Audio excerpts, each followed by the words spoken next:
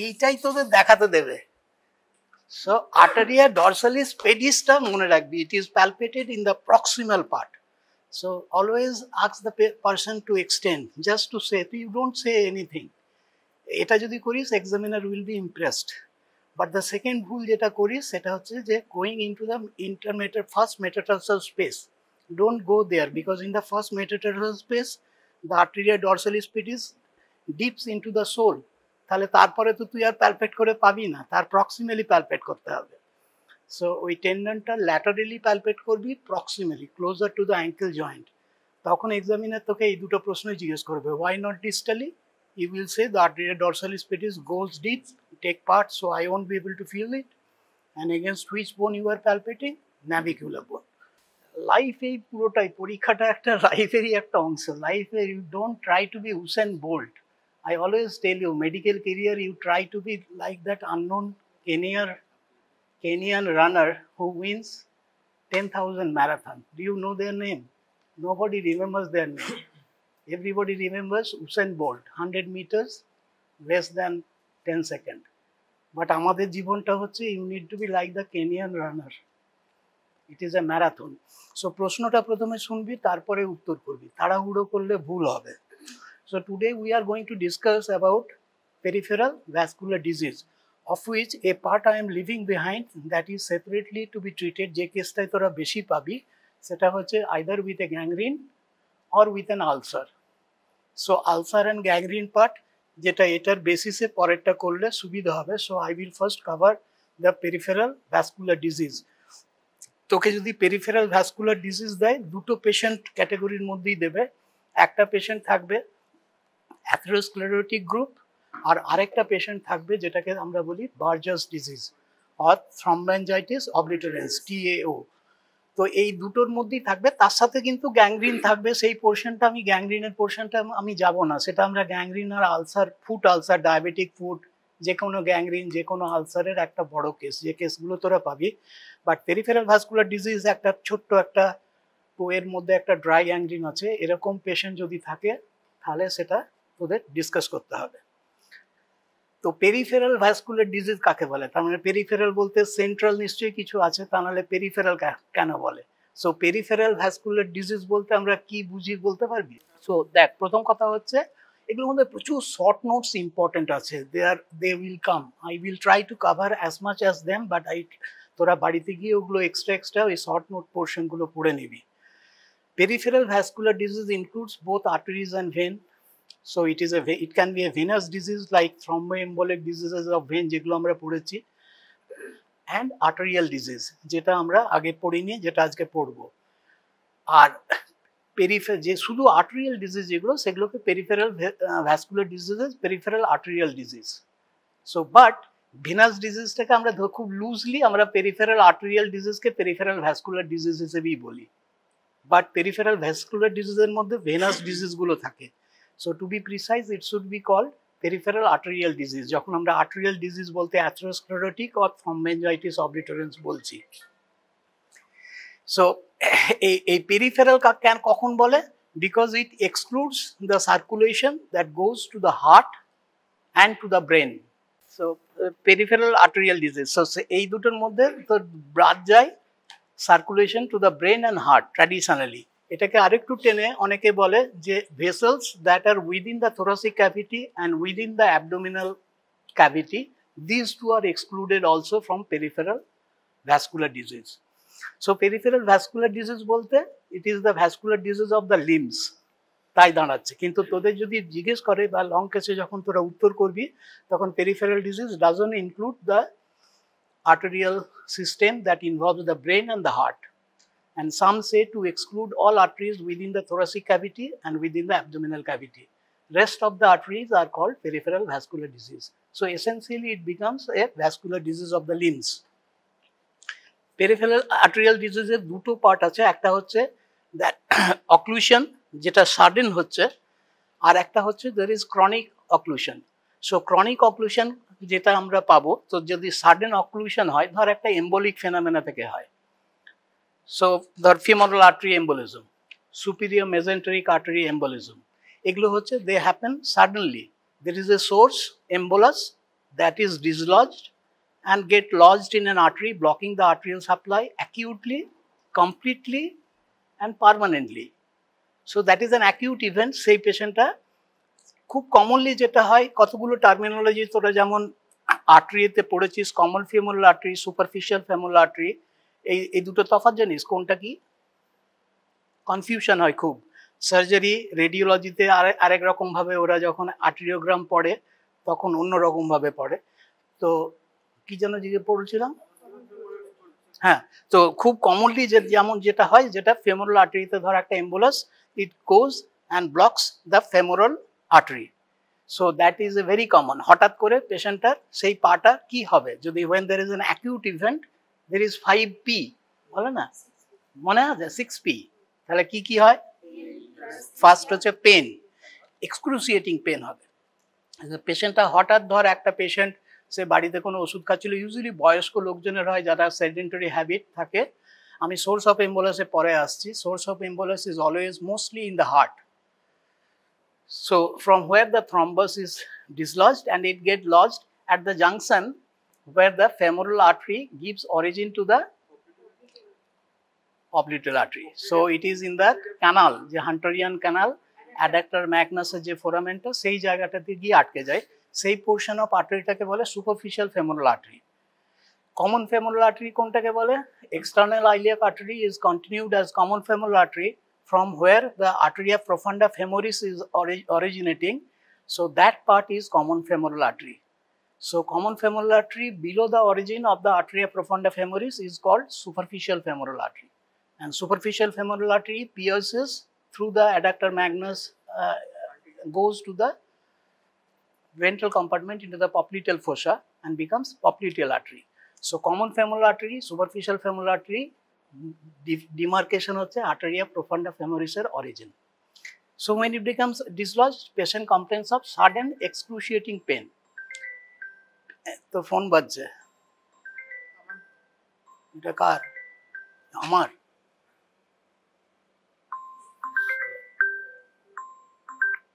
Hello hello, হ্যাঁ সূর্য বলো, আমি একটা ক্লাস নিচ্ছি, বলো। ঠিক আছে, কি হয়েছে কি?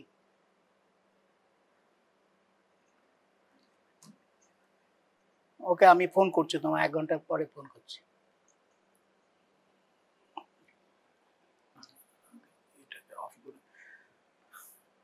সো ফার্স্ট হচ্ছে পেন, দেন প্যারাস্থেশিয়া। প্যারাস্থেশিয়া কথাটা মানে কি বলতো? Decrease. Usually it presents with hypoesthesia. Sometimes it can present with hyperasthesia also. So either hypo altered sensation is called paresthesia. তারপরেরটা pulselessness. So when you try to palpate the femoral pulse, you will find distal pulses are absent. When there is an embolus that is lodged in the superficial femoral artery anywhere, then sometimes the femoral artery itself can be palpable very well, but the distal pulses like the popliteal will not be palpable. The posterior tibial, anterior tibial, dorsalis pedis will not be palpable. So pulselessness distal to where the thrombus is lodged. Where the thrombus is lodged, you may get actually a very exaggerated pulsation. The femoral pulsation পাচ্ছিস মানেই যে তুই বলতে পারবি না পুরো femoral arteryটা normal আছে, প্রবলেমটা এখানেই। সো ডিস্টাল পালসটা তোকে দেখতে হবে, পালসলেসনেস। তারপর একটা পয়কিলোথার্মিয়া মানে কি? হ্যাঁ, poikilothermia means the temperature of the ambience. যদি এটা এসি চালিয়ে দিস, এসি টেম্পারেচার নেবে, যদি এটাকে গরম চালিয়ে দিস তখন গরম হয়ে যাবে। So it imbibes the temperature of the ambience, it doesn't have any inherent temperature. So that is poikilothermia. তারপর pallor, pallor is very important. আরেকটা paralysis. He or she won't be able to move the leg. So this is an acute event, and depending on the muscle bulk, in case of a femoral artery pulsation, because lot of bulky muscles are there, so unless we start the circulation process again, all those muscles will become initially ischemic, then become infarcted. So we have got a window of 4 to 6 hours. যত muscle bulk থাকবে তত জানবি সময়টা কম হবে। যেমন ধর আমার যদি এটা কেটে যায়, এটাকে তুই রেখে থাম, যদি রিইমপ্লেন্টেশন করতে যাই, it will allow you 12 hours comfortably, 24 hours even that will do, because here the muscle bulk is very little, so oxygen demand is very little. But if I have a cut here, if you want to reimplant a leg, that is possible only when other criteria met. The time span is only 4 to 6 hours. So whenever there is a embolus, you need to be very quick in your thought process. That means this is a possibility, and the treatment should also, that means you need to physically remove the embolus either by endovascular or by open surgery, but that there is no point removing the embolus after 12 hours, because then the damage will be lost. In this regard, the most of these cases, examiner will ask you certain pathological definitions for you. What is ischemia and what is infarction? Yes. Infarction means death of the tissue due to decreased blood flow. Yes, that's right. But the examiner will want to hear the term that ischemia is reversible, infarction is non-reversible. তুই যেটা বললি, that's right. One is dying, one is dead. But important for us to know which I can reverse. As a doctor, you should be able to reverse. So that 4 hours to 6 hours for a thigh is the ischemic time. After that, it becomes infarcted. So it really doesn't matter if you recirculate again. So এক্ষেত্রে কি করা হয়, এই ধরনের symptoms ধর এবার হচ্ছে who are these patients? These patients always have something to precipitate the embolus, source of embolus. Most of the time, source of embolus is the heart, and common condition that causes the embolus, one is very good atrial fibrillation, the other one is rheumatic heart disease. Very good. Aneurysm where? Abdominal aortic aneurysm surprisingly never embolize. Aneurysm, you have a cardiac infarct, myocardial infarct. That part become dead, that become aneurysmic, and there is a clot in the left ventricle.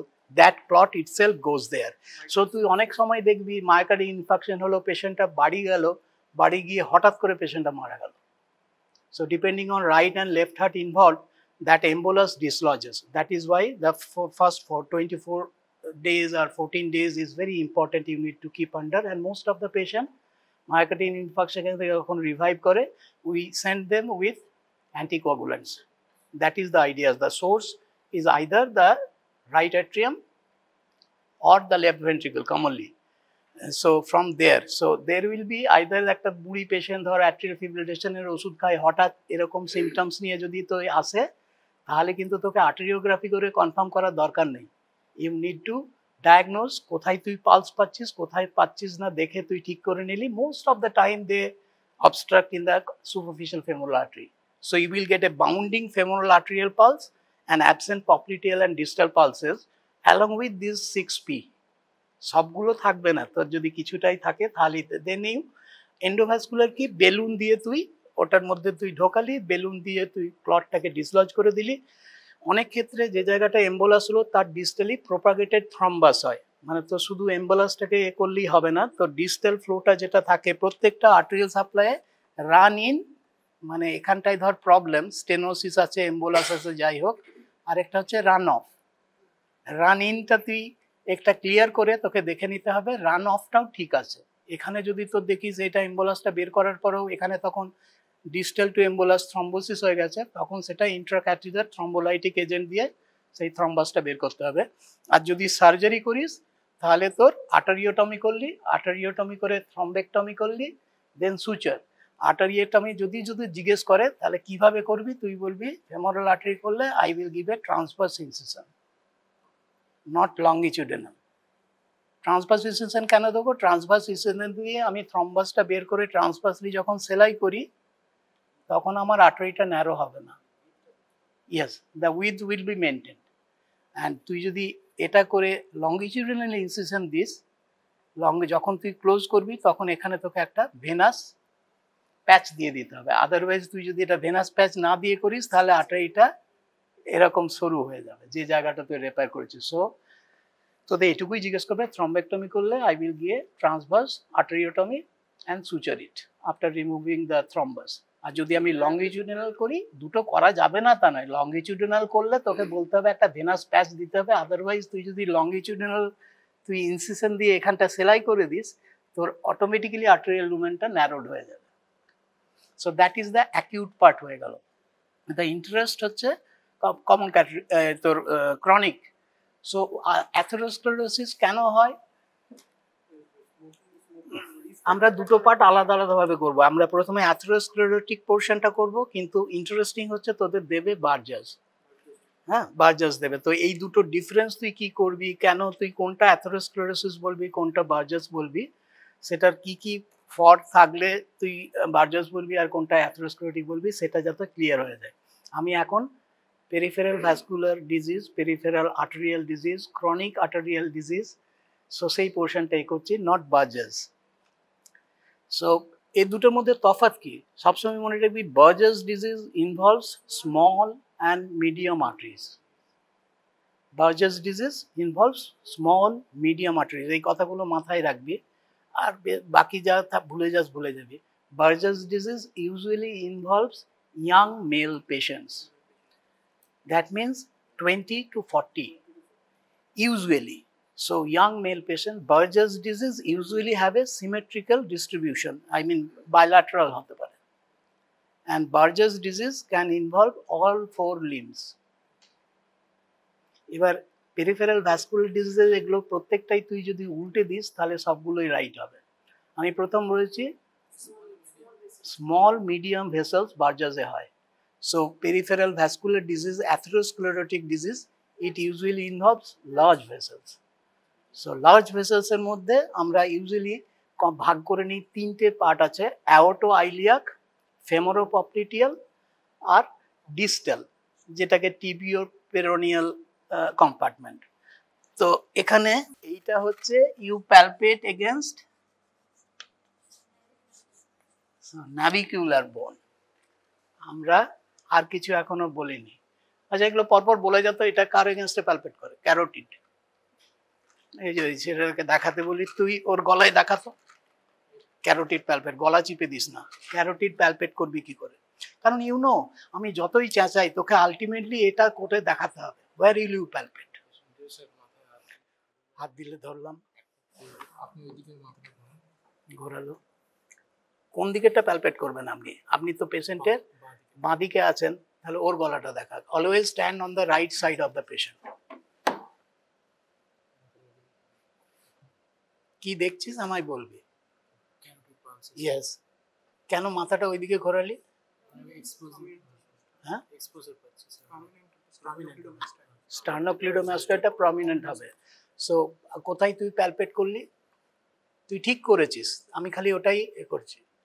থাম দিয়ে কত বেশি জোরে চিপবি না, just হালকা। So first তুই medial border of the স্টার্নোক্লিডোমাস্টারটা করলি।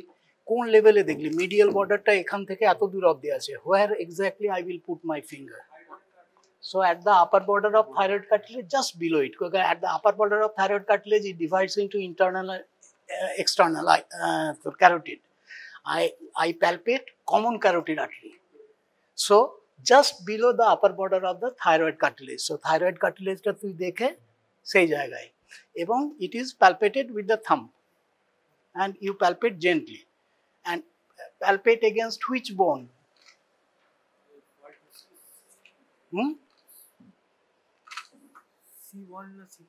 C1 na C2. So it is palpated against এই তো লংকে এই ক্যারো এটাই পেলে কিন্তু 100 এ 100 পাবি, আর হার্নিয়া হলে 100 এ 70 পেতে গেলেই তোকে অনেক করতে হবে। So always embrace those atypical cases. This is very simple. So carotid artery is palpated against the C6 vertebra transverse process. তাতে একটা টিউবাকুল আছে, সেই টিউবাকুলটার নাম কি? কে? তো ক্যারোটিড প্যালপেট করছিস, টিউবাকুলটার নাম কি হবে? ক্যারোটিড টিউবাকুল। অথবা একটা যথারীতি একটা সাহেবের নামে থাকে চ্যাসিগনাক টিউবাকুল, SIGNAC. So it is basically transverse process of C6. Carotid tubercle মনে রাখবি, তোদের কিন্তু এইসব সাহেবের নামে ওই ক্লাস অ্যাসিস্ট্যান্টশিপে জিজ্ঞেস করবে, বুড়ো এক্সামিনার হলে জিজ্ঞেস করবে। So that is carotid artery, ঠিক এইভাবে প্যালপেট করে। So you need to have landmarks, anterior border of the sternocleidomastoid, upper border of the thyroid cartilage just below the upper border of the thyroid cartilage, because my idea is to palpate the common carotid artery, not external carotid or anything. And I will palpate against the transverse process of the C6. That is what. So এটাতে যেটা বললাম first দ্বারা দুটো তফাৎ করছিলাম। আমি প্রথম যেটা বলেছিলাম ওটাতে স্মল অ্যান্ড মিডিয়াম, এটাতে হচ্ছে লার্জ। ও যেটা লিখতে গেলাম ভুলে গেলাম।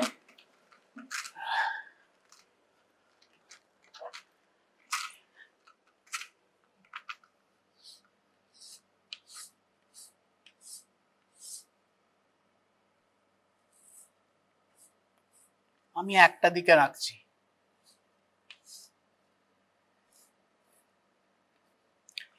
এটা হচ্ছে অ্যাওর্টোফিমোরাল, তিনটে জোনে ভাগ করে দেয়। অ্যাওর্টোআইলিয়াক, সরি। সো অ্যাওর্টোআইলিয়াক মানে কি, বিলো দ্য রেনাল আর্টারি, আর এখানে হচ্ছে তোর এদিকে এগুলো হচ্ছে তোর ইঙ্গুইনাল।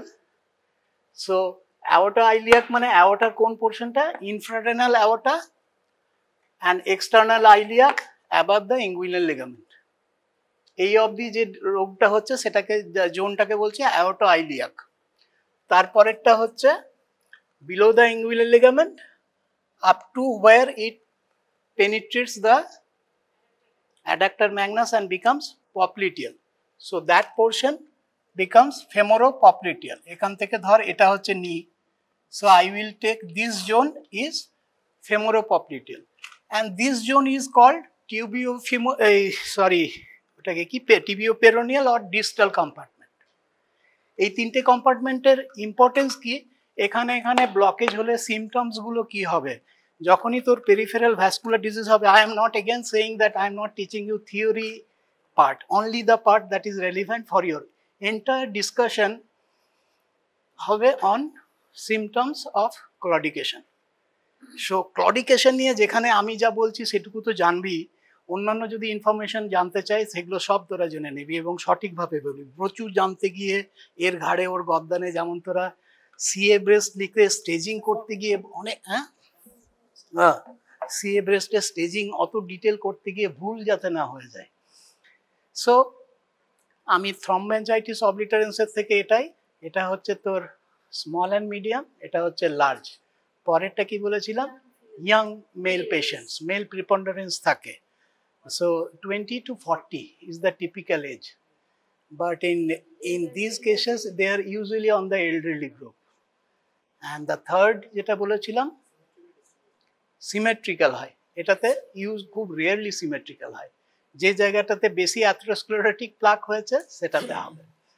আরেকটা কি বলেছিলাম, all four limbs are affected by Buerger's, but very rarely you will get atherosclerotic disease involving the upper limb, especially radial ulnar disease. That is why radial artery is always chosen as a conduit for CABG.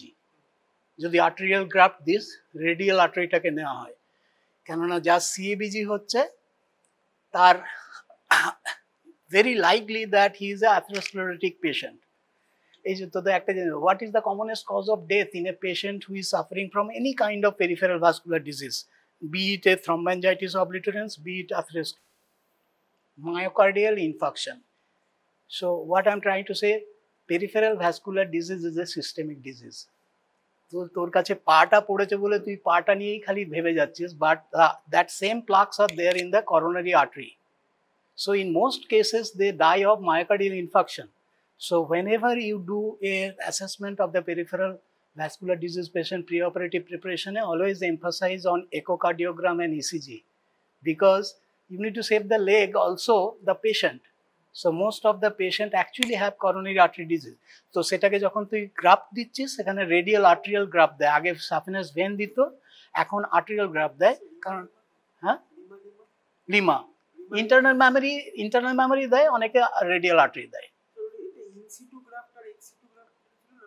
লিমাটা in situ হয়, আর যদি তুই আলাদা করে তুলতে চাস তাহলে যেহেতু এখানে আনলার আর্টারি দিয়ে থাকে তখন radial artery is practically just like internal memory also, it is free of these atherosclerotic diseases, and that is why. So it is asymmetrical most of the time, and it is symmetrical. And thromboangiitis obliterans, obviously there will be a history of smoking which is always there also. This is not a distinguishing, but it is a clenching connection in case of thromboangiitis obliterans. এক্ষেত্রে তোর pack ইয়ার কাকে বলে সেটা জেনে রাখবি, মানে ধর দুটো প্যাকেট খাই 15 বছর খাচ্ছে, so it is 30 is the cut off ধরা হয়। সো এনিথিং যদি ধর কেউ 5টা প্যাকেট খায় 6 বছরেই তার 30 হয়ে যাচ্ছে, so that 30 is taken as a cut off pack year. Smoking index বলে আছে, এগুলো জিজ্ঞেস করবে না। সো থ্রম্বোঅ্যাঞ্জাইটিস অবলিটারেন্সে কিন্তু এজটা খুব ইম্পর্টেন্ট, জেন্ডার খুব important, history of smoking important. Usually symmetrical হয়, one may be more prominent than the others, but peripheral vascular disease is asymmetrical হয়। এবার হচ্ছে let us come to what are the complaints with which they come. তুই যখন history নিবি, তুই এই পেশেন্টগুলোর history obviously তুই তো জানিস না যে এটা পেরিফেরাল ভাস্কুলার ডিজিজ না তোর Buerger's disease, you will have to take a very proper history in the sense যে তার স্মোকিং আছে কিনা, ডায়াবেটিস আছে কিনা, হাইপারটেনশন আছে কিনা, কোনোভাবে হাইপার লিপিডিমিয়ার কোনো রকম সিমটমস আছে কিনা, বাড়ির মায়োকার্ডিয়াল ইনফেকশন হয়েছে কিনা, জেনেটিক যে কানেকশনগুলো থাকে সেই হিস্ট্রিগুলো তোকে নিতে হবে, এবং প্রত্যেকটা হিস্ট্রিতে তোর আর কোন কোন জায়গায় অ্যাফেক্টেড হয় সেগুলো তোকে জানতে হবে। যেমন ধর ক্যারোটিড আর্টারিতে খুব কমন একটা তোর পায়ে গন্ডগোল নিয়ে এসছে, কিন্তু ক্যারোটিড আর্টারিতে দেখছিস একটা ব্রুই পাচ্ছিস, সেই পেশেন্টটা খুব কমনলি তোরা মেডিসিনে যেমন পড়বি টিআইএ যেটা হয়, ট্রান্সমিট ইস্কেমিক অ্যাটাক। সো তোকে ওই পজিটিভ হিস্ট্রিগুলো প্রত্যেকটা নিতে হবে, যে the patient doesn't give any history of transient ischaemic attack or vision, any disturbance of the vision. যেমন ধর একটা ডায়াবেটিক পেশেন্টদের কি হয় এই ক্ষেত্রে, ম্যাক্রোঅ্যাঞ্জিওপ্যাথি হয় as well as microangiopathy হয়। It is the microangiopathy that causes the ulcers, diabetic ulcers, and macroangiopathy that causes the atheroma, atheromatous plaque and coronary disease, তাই না, দুটোই হয়। And what is the most prominent features of microangiopathy of diabetes? আমার চশমাটা দেখছিস তো কত power, yes that's right. So retinopathy, এটা জিজ্ঞেস করবে, মনে রাখবি। আমি কোথা থেকে কোথায় চলে যাচ্ছি সবগুলো, কি বলছিলাম যেন মেন, হ্যাঁ হ্যাঁ প্রেজেন্টেশন। সো এই হিস্ট্রিগুলো, যেমন তোর টিআই এর হিস্ট্রি বলবি, চোখের হিস্ট্রি বলবি, পোস্টপ্র্যান্ডিয়াল পেন, তুই হঠাৎ যদি বলিস যে তখন এক্সামিনার অবভিয়াসলি জিজ্ঞেস করবে, তুমি কেন এটা জিজ্ঞেস করবে পোস্টপ্র্যান্ডিয়াল পেন কেন হয়। ধর একটা 60 বছরের লোক তোর কাছে আসলো উইথ এ হিস্ট্রি, ইমাসিয়েটেড, খেতে একদম রোগা পেটকা, তার কমপ্লেন হচ্ছে pain abdomen, specially postprandial pain abdomen. There will be plethora of symptoms and paucity of sign. পেটটার মধ্যে সে পেটে ছটপট করছে, অনেক কিছু করছে, কিন্তু তুই হাত দিয়ে কিছু কাটছিস না। Plethora of symptoms, paucity of sign in an elderly male patient who has come with severe weight loss. Hello? হ্যাঁ, আরে আমি একটা ক্লাস নিচ্ছি, আমি তোকে একটু পরে ফোন করছি। ওকে, সো হ্যাঁ কি হয়েছে বলতো, superior mesenteric artery occlusion. So that can happen in a embolytic fashion. সেক্ষেত্রে তুই এতদিনের হিস্ট্রি পাবি না, হঠাৎ করে আসবে প্রচন্ড পেটে ব্যথা, বাট ইভেন ইন দেয়ার তুই পেটে হাত দিয়ে কিছু পাবি না। That is the typical thing, that is called abdominal angina, যখন ওটা ক্রনিক্যালি স্লোলি হয়। এই যে হঠাৎ করে হয়ে যাওয়া আর আস্তে আস্তে শুরু হওয়ার মধ্যে মেন তফাৎটা কি বলতো, when it becomes gradually narrowed the artery, that the collateral starts developing, যার জন্য myocardial infarction in a younger male or female is more fatal than myocardial infarction in an old elderly person, because somebody who is having angina for a long time At the same time, his collaterals are also developing. But at a young male patient, when they first come with a myocardial infarction, they don't have any collaterals. So that is why MI is always more fatal. The younger the patient, the more fatal it is. Because the collaterals develops only when there is chronic obstruction. So that is our natural way of circumventing the problem. So এই তিনটে history নিবি, Diplo চোখের vision, TIA, abdominal pain. কেন যদি জিজ্ঞেস করে, তুই এগুলো হচ্ছে তুই জিজ্ঞেস করলি, তোকে এক্সামিনার তো অবভিয়াসলি জিজ্ঞেস করবে যে তুমি কেন এটা এই পেশেন্টের অ্যাবডোমিনাল পেনের হিস্ট্রি নিলে। তুই বলবি peripheral vascular disease and angina of course, যে পেশেন্টের অ্যাঞ্জাইনা হয় কিনা, হার্টের ব্যথা হয় কিনা। It is a systemic disease. So even though my problem is focused in the leg, I can't ignore the generalized possibility of the presence of disease, which can be more important. So that's why I have taken the history here. Jai jigesh korbi. So there are some leading question. You can lead the examiner to your areas of strength. A discussion to আর 1 ঘন্টা ধরে হবে না, 10-15 minute তোকে কাটি দিতে হবে। তো সেগুলোতে তো যখন হিস্ট্রিতে তুই যখন বলবি, তখন তুই যেটা জানিস সেটা বেশি হাইলাইট করবি। and it is not irrelevant, it is very much relevant. So but coming all these things, most important patient ki bolbe na, I get symptoms of pain. Now pain where, depending on where the obstruction, so depending on that sekhane tor byatha hobe. And what is the type of pain? It is a very sharp pain, it is a very severe pain, it is bothersome, unlike je tor dhor venous claudication যেটা হয়, যেমন thrombosis হয়েছে, বা even in varicose vein patient, they also feel a kind of heaviness in the calf. That heaviness they can ignore and walk on. But the claudication pain, when there is arterial insufficiency, the pain wherever it happens, it can happen in the buttock, it can happen in the thigh, it can happen in the calf, and it can happen in the arch also, arch of the foot. Depending on that, the pain is very severe. So, and after walking a certain distance, it repeats. That means there is a very consistent distance pain relationship. That distance is called the claudication distance. So the shorter the distance, the severe is the constriction. So that, and the pain is severe, crampy in nature. It is not present when the patient takes the first step. This differentiates it osteoarthritis or neurogenic claudication. Neurogenic claudication has got two parts. This is at a disc prolapse, canal stenosis, jai hok. Whenever they take the first step, they feel severe pain, and then they bend forward, adjust the posture. Bending forward usually accommodates, so the pain gets a little bit better. So এগুলো হচ্ছে তোর claudication, venous claudication, arterial claudication, neurogenic claudication, এই তিনটে টাইপের হয়। We will focus only on the arterial claudication. This is a pain. Suppose there is a disease in the aortoiliac region. That means usually there is a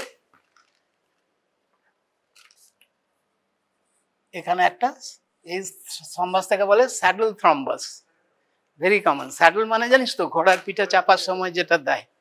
so সেই saddle thrombus, ওখানে যদি thrombus থাকে, usually the patient. So ক্লডিকেশনের আমি বলেছি criteria তিনটে। First criteria, when I take the first step, there is no pain. When I walk 200 meters, I start getting the pain. Every time I walk 200 meters, I get the pain. If I walk uphill, then that 200 meters become 100 meters. If I go against the wind in a cold environment, that 200 meter in the plane also become 100 meters. But there is a consistency. So there is a fixed distance after which I start getting the pain. Now when I stop, the pain stops, then I can walk again. So these are the criteria of claudication pain. Sharp, severe pain in the relevant muscle after walking a very consistent distance in an ideal environment. Changing of environment will change the distance. That distance is called claudication distance, which is practically very consistent. Patient সবসময় বলবে আমার পানের দোকানটাই ধরুন 100 metre 200 metre, আমি ওখানে গেলেই আমার ব্যথা লাগে। And on taking rest, the pain eases, and then he can again. So why this claudication happens? This is just because less yeah, we need aerobic oxygenation, তাই না? আমরা সেই ওটাকে কি বলতো পড়েছিলাম বায়োকেমিস্ট্রিতে, Krebs cycle. So aerobic metabolism এর জন্য অক্সিজেন দরকার. So when the demand of oxygen is high and the supply is being compromised because luminal narrowing of the corresponding artery, then anaerobic metabolism takes place that produces lactic acid by itself, and it produces substance P and all this stuff. So they stimulate the nociception, the nerve-গুলোকে stimulate করে. So it is basically ischemia to the muscle. It is the same. So depending upon where the obstruction is, I will get claudication. So যেটা আমি এঁকেছি saddle thrombus যদি হয়, that is aortoiliac compartment এ যদি হয়, তাহলে usually the claudication is felt in the buttocks, in the hip. And very common একটা তোদের জিজ্ঞেস করবে Leydig syndrome. বানানটা মনে রাখবি। Yeah. So what is the triad of Leydig syndrome? একটা তো বল ওখানে ওটা আছে। So it is an aortoiliac disease, atherosclerotic disease, usually a saddle thrombus, দুটো দিকেই থাকে। তার সাথে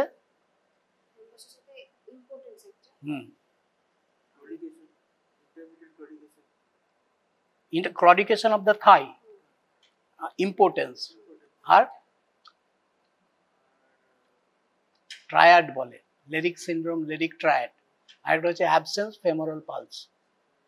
যেহেতু এটা এক্সটার্নাল আইলিয়াক বা অ্যাওর্টাতে আছে, সেখানে ব্লক আছে, তাহলে তুই ফেমোরাল পালস পাবি না। So this is called Leydig syndrome। এই জিনিসটাই যদি তোর কমনলি যেটা হয় ফেমোরাল রিজিয়নে হয়, ফেমোরো পপলিটেল রিজিয়ন, তাহলে তুই ইউজুয়ালি থাই অ্যান্ড কাফ এই দুটো জায়গাতেই পাবি, ডিপেন্ডিং যে কোন লেভেল অফ সুপারফিশিয়াল ফেমোরাল আর্টারিতে হয়েছে। আর যদি তোর ডিস্টাল হয়, তখন তোর যে ক্লডিকেশন হবে সেটাকে বলে ইনস্টেপ ক্লডিকেশন। ইউজুয়ালি সবচেয়ে বাল্কি মাসল এখানটায় আছে তোর এক্সটার্নাল হ্যালোসিস লঙ্গাস। সো যখন তোরা ফুট পেইন বলবে তো যে আই গেট, এটা আমরা ক্লডিকেশনে করছি, এই ক্লডিকেশন যখন আনট্রিটেড থাকে, then it goes into a separate kind of pain, where that pain is called rest pain. So rest pain মানে কি, here you don't have to work. When he is resting on bed, he feels severe pain. পাটা ঝুলিয়ে দিলে কমে যায় আরাম, যার ফলে they get habituated sleeping on a chair. They can't sleep on a bed. They get habituated. এবং সেক্ষেত্রে তোর পেনটা কনস্ট্যান্ট সিভিয়ার পেন। এই পেন ইন দ্য ফুট যদি বলে, যে তখন তোরা কিন্তু এক্সাক্ট জায়গাটা লোকেট করবি যে is it in the calf, is it in the which part of the feet. Usually the extensor hallucis longus টেন্ডনের মাসলটা ডিপ্রাইভড অফ অক্সিজেন, যখন আমরা খুব ছোট বার্জাস ডিজিজের ক্ষেত্রে আমরা বলছি আর্টেরিয়া ডরসালিস পেডিস বা ডিস্টালগুলো ইনভলভ হয়েছে, তখন ওরা ফুট পেনটা এইভাবে ডিসক্রাইব করে। সেই ফুট পেনটার থেকে রেস্ট পেন কিন্তু আলাদা, কারণ সে যখন চুপচাপ বসে আছে তার কোনো পেন নেই, সে যখন হাঁটছে তখন সে পায়ে ব্যথা পাচ্ছে, কাফে হয়তো পাচ্ছে না, কারণ বার্জাস ডিজিজে কাফ ইনভলভ হতে গেলে তাকে ফেমোরাল পপলিটেল ইনভলভ হতে হবে, বার্জারে হয় না। বার্জারে তোর আর্টেরিয়া ডরসালিস পেডিস বা branches of that anterior tibial posterior tibial peroneal হয়। So very consistently pain in the foot, that is also claudication. এবার হচ্ছে ক্লডিকেশনের কতগুলো নানা রকম দেওয়া আছে, সবগুলো তোরা যেটা যেটা মনে রাখবি। একদম প্রথম যেটা আছে সেটাকে বলে বয়েড ক্লাসিফিকেশন। মনে আছে কি বলতে পারবি? বল।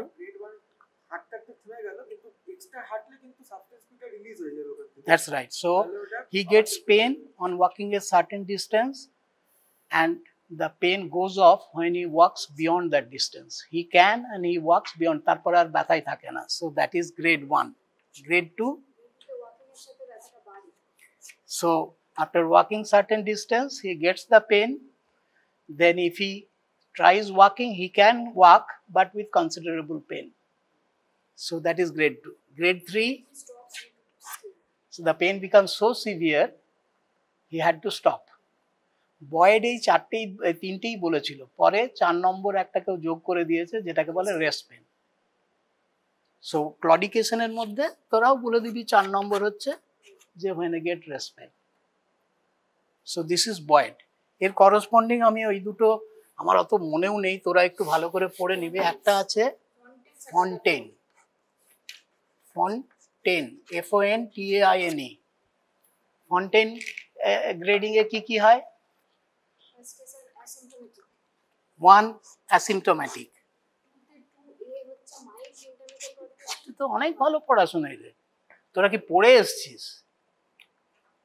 বলে দিয়েছিলাম না যে ভ্যাসকুলার পড়ে আসলেও I will give credit. Very good. So first হচ্ছে অ্যাসিমটোম্যাটিক, 2 নম্বর হচ্ছে 2A। হুম, না 2টা তো ডিস্টেন্স আছে, মাইল মডারেট তো মেজারেবল হবে না, তোর ক্ষেত্রে মাইল, আমার ক্ষেত্রে moderate. So the distance is 200 metre. মানে তোর 2A মানে হচ্ছে 200 মিটার্স অর মোর, তখন ওর ক্লডিকেশন হচ্ছে।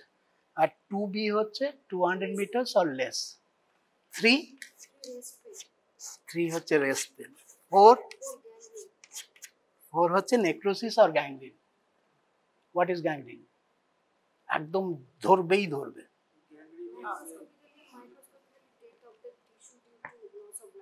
কি বল?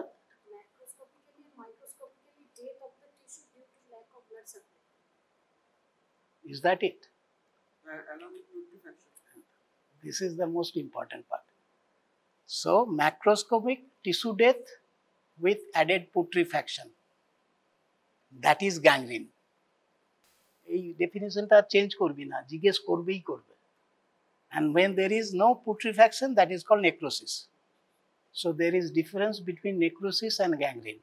Gangrene has got an added part of putrefaction. So এটা হয়ে গেল ফন্টেন। আরেকটা ক্লাসিফিকেশন আছে, সেটা হচ্ছে রাদারফোর্ড। রাদারফোর্ডটা বল। 1 অ্যাসিমটোম্যাটিক। বইয়ে চাটে সব জায়গায় তুই খালি ফন্টেন, রাদারফোর্ড, বয়েড মনে রাখবি আর এগুলো পড়বি, এটা জিজ্ঞেস করবে। ক্লডিকেশনের উপরে পুরো ডিসকাশন হবে, থিওরিতেও আসলে তোর ক্লডিকেশন নিয়েই লিখতে হবে। এটা যে বিরাট কিছু ইনভেস্টিগেশন আছে, বিরাট কিছু চিকিৎসা আছে তা কিন্তু নেই। তোকে ক্লডিকেশন আর প্রচুর বিতর্ক আছে, সেই বিতর্কগুলো তোদের লেভেলে অত জানতে হবে না, জাস্ট অল্প অল্প জানলেই হবে। সো রাদারফোর্ড 1 নম্বর হচ্ছে অ্যাসিমটোম্যাটিক। 2 নম্বর এই ক্ষেত্রে তুই মাইল মডারেট, সেটা রাদারফোর্ড বলেছে, অতএব রাদারফোর্ডের মাইল মডারেট সিভিয়ার। সো 2, 3, 4 হয়ে গেল। 2 হচ্ছে মাইল্ড, 3 হচ্ছে মডারেট, 4 হচ্ছে সিভিয়ার। 5 rest pen. না, আমরা কোথাও একটা ভুল করলাম। মাইল্ড একটা হচ্ছে asymptomatic, mild, moderate, severe, that's right. তারপর 3 রেস্ট পেন। 4 রাদারফোর্ডে তো গ্যাংগ্রিনে কি লেখা আছে?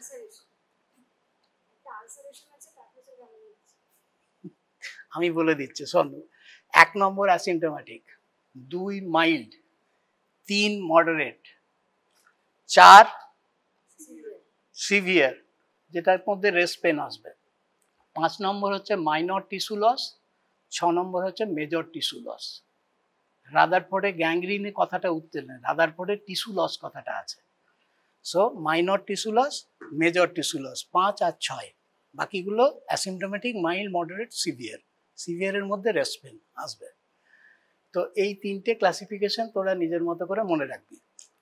এবার হচ্ছে এই পেশেন্টটার তুই যখন এক্সামিনেশন যখন করতে বলবে, তুই তাহলে কিভাবে এক্সামিনেশন করবি? ইউ উইল হ্যাভ টু, তোকে প্রত্যেকটা পালসেশন দেখতে হবে। যখনই পেরিফেরাল ভাস্কুলার ডিজিজ আসবে, পালসেশন ফ্রম ক্যারোটিড, যেগুলো আমরা বললাম ক্যারোটিড, সাবক্লেভিয়ান আর্টারি ধর পালসেশন। সাবক্লেভিয়ান আর্টারিতে কিভাবে পালসেশন দেখে? সাবক্লেভিয়ান আর্টারি প্যালপেট করা খুব difficult. You will ask the person to sag the shoulder, মানে নিচের দিকে করবে। নিচের দিকে করলে এই subclavian artery is behind the clavicle. That is why it is very difficult to palpate. By sagging, you bring the artery closer to the skin, and at the mid clavicular line, at the upper border of the clavicle, you palpate, you try to hook মানে দুটো finger দিয়ে নিচের দিকে hook করার, against the clavicle hook করবি কোন লেভেলে? At the mid clavicular line, and try to palpate the subclavian artery against what, which bone? সব আর্টারি পালপেট করলেই first rib.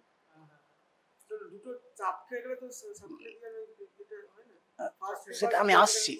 So subclavian artery, you ask the person to sag the shoulder, mid clavicular point against the clavicle, you look your finger, তারপর pass আর না pass তোকে এক্সামিনারকে দেখাতে হবে, and you palpate it against the first rib. When it becomes very easily palpable, ধর একটা patient বলছে আমার ডান হাতে ক্লডিকেশন হচ্ছে, প্রশ্নটা শেষ করতে দে। আমি ডান হাতটা ব্যবহার করলেই আমার ব্যথা লাগে, and তুই এ করতে দেখলেই সাবক্লেভিয়ান স্যার বলেছিল প্যালপেট করা খুব ডিফিকাল্ট, আমি তো হাত দিলেই এখানে পাচ্ছি। So you can diagnose the patient as he said, it is a case of cervical rib, or it is properly to be said as thoracic outlet syndrome. So তখন সেক্ষেত্রে খুব কমনলি স্ক্যালেনোস অ্যান্টিকাস সিনড্রোম বলতে পারি, যে কোনো টার্ম, বাট সার্ভাইকাল রিব কথাটা বলবি, দে examiner পুরনোরা এটাই শুনতে চাইবে, মানে অ্যাজ ডায়াগনোস সার্ভাইকাল রিব হলে subclavian artery becomes prominent, because cervical rib তখন ওটা ফার্স্ট রিবের এগেনস্ট না করে তো যে অ্যাডেড রিবটা তার এগেনস্টে খুব সহজে, and it lifts up the subclavian to the supraclavicular fossa. So এটা হয়ে গেল সবগুলো শুইয়ে, এবং খেয়াল করবি তোরা যখন পরে এখানকার পরীক্ষাতে গুরুত্ব নয়, বাইরের পরীক্ষাগুলো খুব গুরুত্বপূর্ণ। এফআরসিএস এর হ্যান্ডবুক একটা আছে, সেটাতে লেখা আছে first line, if the patient say ouch you are destine to fail. তো এই ধরনের পেশেন্টের পাগুলো ভীষণ ব্যথা থাকে ওদের, সো তোর যে ভীষণ ব্যথা লাগে, মানে তুই একদম দুম করে হাত দিয়ে দিলে ও ভীষণ ব্যথা পাবে। So just try to show empathy for the patient, যে আপনি পাটা একটু তুলুন, আমি আপনার ব্যথা দেবো না, so that they know, examiner know, look I can't train you to passing the exam, what I am saying, sometime it will come for some of you very helpful, because you know the only difference between here the MS exam and an FRCS exam is how much respect you are giving to the patient, that we are not trained to.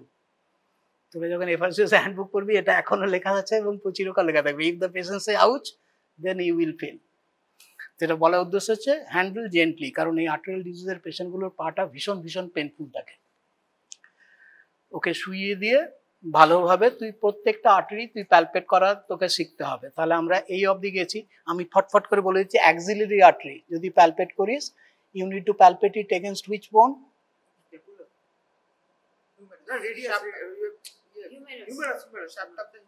So against humerus. স্যাপ তো বলতে পারিস, অনেকে বলে head of the humerus.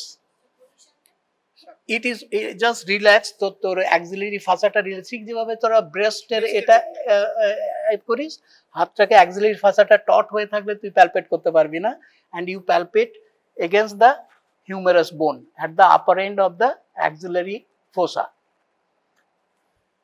এটা তোকে জিজ্ঞেস করবে না। Brachial artery,